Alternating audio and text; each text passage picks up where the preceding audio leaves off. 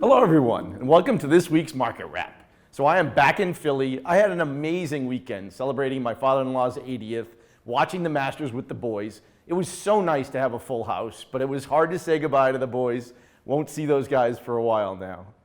Now I was really lucky. We had a great week, and I saw three amazing pieces come across my desk. And the first one is a Cartier, the Rotunde. Now it's a very unusual Rotunde. It's the HPI 00614. It is a straw marquetry lion. Now the Cartier crafts watches always fascinated me. It's an amazing detail. It is all hand done. It's a 70-piece limited edition, something you just don't see very often. The second piece is a Rolex Explorer, the Explorer II, but the early reference, the 16550, something they only did for a year. It's very rare to see this with the reference 12 dial, especially in a full set piece. Love having that in the collection. The last piece is becoming one of my favorite Pateks. It's the 5212A. It's the awesome stainless steel weekly calendar. I know it got a little bit of panned when it first came out, but every time I see it, I love this watch even more. Just a great, rare, unusual Patek. Love that as well. So Watches and Wonders is wrapped up now. It was a great success. We did our live show last Friday. We discussed a lot of what was coming out. We also discussed the second announcement coming from Patek. And that happened earlier this week. And it was incredible. When we first saw the new Nautilus, in green, of course, olive is not my favorite color, but the new 5990 1R they did with it, blue dial, is amazing. And then, a few days later, now we have this new second introduction. Now, about the only prediction I really nailed in all of Watches and Wonders was the Calatrava 6119. For months, we've been talking about the need for a new Calatrava. I missed hobnail. I've been begging for this, and Patek nailed it. It's a 39 millimeter new size, just perfect. But the most important feature is the new movement. It's the 30-255 PS, a classic sub-seconds, but now with a 65-hour power reserve, beautifully decorated. It is absolutely gorgeous. They also gave me exactly what I wanted, a guilloche hobnail pattern, Dauphine hands, and the white gold version, wait for it, has a gray dial. It is gorgeous. It's so nice to have a colored dial in the Calatrava family, classic hobnail, everything I wanted. It's now priced at $29,570. It raises the bar on entry-level Patek Philippe, kind of sets that new standard in the industry. I think it was one of the best introductions we saw. The next new piece is a new Perpetual calendar, and this has a linear calendar. This design was famously used in one of the early pocket watches. It's a new movement, the 31260 PS QL, has 3 patent applications, and the best part, it's cased in a 41.3 millimeter platinum case.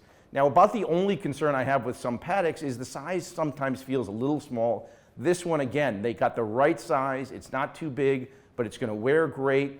Love the blue vertical satin finish. I think it might be my new favorite dial. Now again, we set another retail level of $130,110. So it's a high retail, but I think it's an absolutely gorgeous piece. Now the third piece they introduced is very interesting. I did expect a new annual calendar. What I did not expect was a stainless steel model, 38 millimeters on a bracelet. It's a beautiful new 5-link bracelet. It's another blue dial. This one is a Shantung, vertical and horizontal striping, very cool. The part that confuses me, though, is the reference is a 49471A.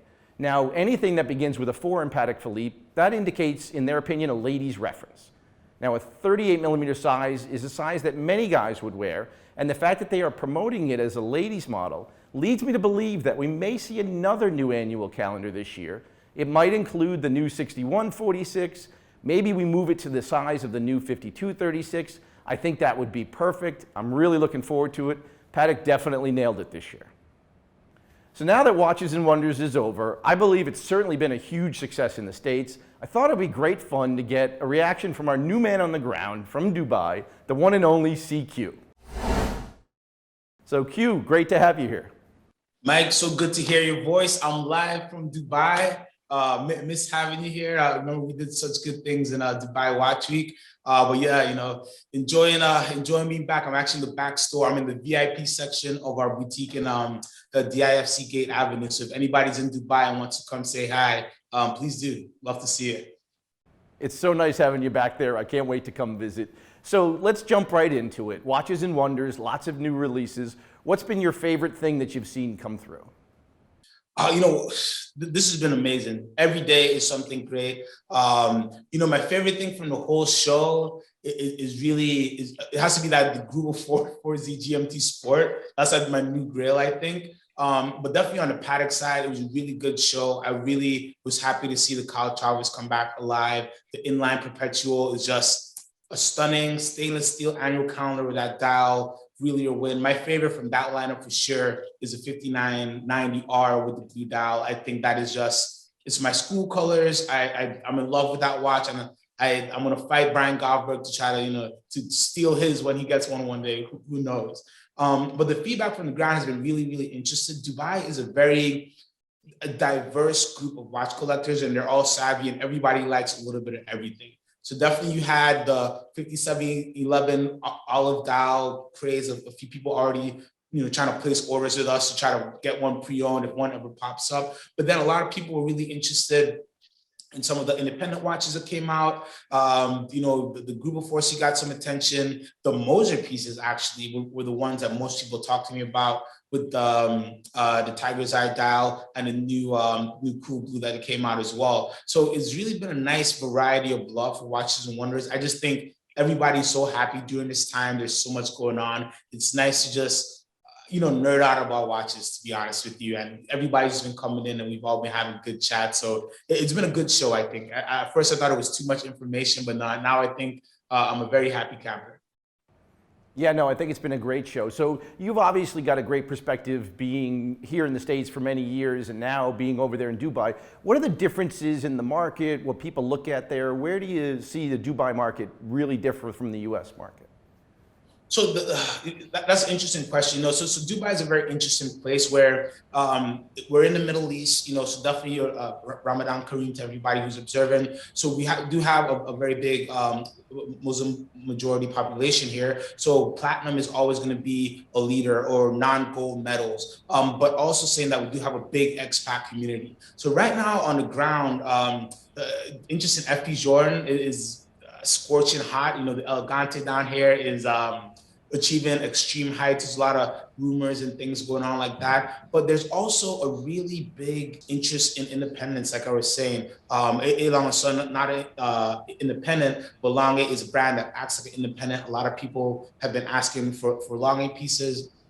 Moser as well has been doing very good. I even had MBNF does extremely well here. Here, the community, again, is very, very savvy because it's such a little bit of a transient city. People who live in Dubai have been all over the world, and a lot of them come from Europe or traveled many times to Europe. So a lot of these guys have been to the factories and been to all the showrooms and some of the best dealers and boutiques in the world. Very diverse group. There is that chunk that jumps after what everybody else is chasing, but there's also the guys who see the Nautilus craze, they see the Elegante craze, and they're like, you know what?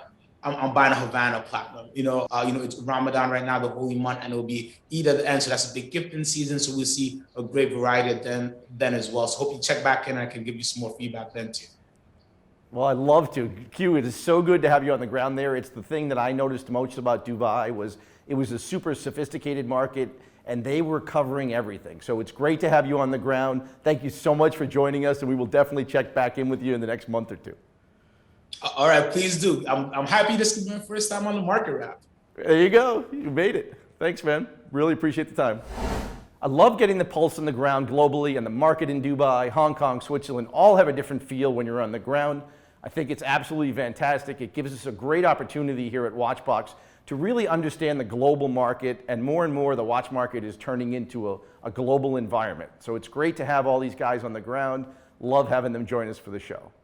Now that the new releases have hit, I've started trying to understand where the market will go. Now I believe based on the new introductions, we'll see a big spike in Patek demand, and we'll also see a rise in prices. I believe the 5236 will help up drive the prices of the 5320, the 5140, and all the perpetual calendars that have been kind of soft in the market for the last couple of years. I think now that everybody's focusing on Patek, they'll take a look not only at the sport models, but now at these great classic Pateks. I think we'll see a big jump in the 5119 and 3919. Now that the entry level of Patek has been brought up so much, I expect you'll see the values spike as they currently seem like a bargain. I think the other big market move will be with Rolex. Now, as most of my viewers know, we've seen a huge spike in Rolex prices pre-release. Daytona, Explorer II, all shot up on rumors of being discontinued. I believe we're going to see a softening of the prices at Daytona, especially in platinum and the yellow gold green. They shot up super fast. I don't think they're going to come all the way back, but I do expect they'll soften over the next month or two now that they have not been discontinued. I also expect the GMTs, both the Batgirls and the Pepsi GMT Jubilee, will come back to earth as people shift into the new Batman and the new Oyster Pepsi. I think the Oyster bracelet models make much more sense on sport models. It's certainly a favorite of mine. I love my Batman. I think a lot of Batgirl owners would now want to trade in for the new model. I also think the older Explorer II version will soften from the spike. They only made minor upgrades. The watch is better, but basically the same piece, which leads me to believe that the 216570s will not be terribly collectible. I think you'll see a lot of guys just wanting to trade into the new Explorer. I think the only big upside price move we're going to see is on the new Explorers, the 36s, and especially the old 39s. Now that the 36 has replaced the 39, we're definitely going to see that spike come on. It shot up immediately. I don't think it's going to hold at the $15,000 level, but I believe it'll settle kind of in that $9,000 to $10,000 range. So we are still on the lookout for new models that we had missed, and I'm sure there are many that we have. So please stay tuned for more market wraps. And please remember to join us on Clubhouse, Monday, 4 p.m. Philly time, as the discussions continue and more fun each week. So that was this week's market wrap. Hope to see you next week.